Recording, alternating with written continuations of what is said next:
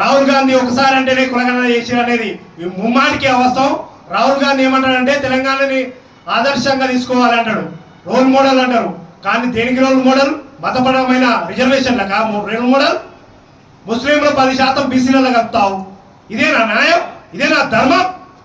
ఏం ప్రశ్నిస్తూ లేరనుకుంటున్నావా? రాహుల్ గాంధీ ప్రతిపక్ష నాయకులుగా ఉన్నప్పుడు ఏ విధంగా మతపరమైన రిజర్వేషన్ పెట్టమంటావు? కులగణన అంటే ఇంటింటికి ఏ ఊరికి వచ్చి ఏ ఊళ్ళో కరెక్ట్ సర్వే చేసిను అని మేమందరం నిర్ణయిస్తున్నాం.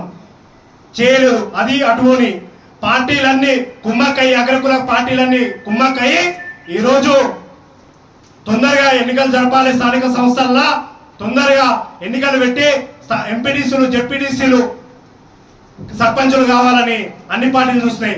కానీ అగ్రకులాలు ఏకమై బీసీలు సర్పంచులు, ఎంపీటీసీలు అయితే కూడా ఓడిస్తలేరంటే అర్థం చేసుకోవాలి. అందుకని మేము అన్ని అగ్రకుల పార్టీలకు ఒకటే తెలియజేస్తున్నాం, సౌత్య తల్లి ప్రేమ మీరు బీసీల మీద చూపించిననుకో ఈరోజు కేసీఆర్ని ఏ విధంగా బొంద పెట్టిరో రేపు కాంగ్రెస్ పార్టీని కూడా బొంద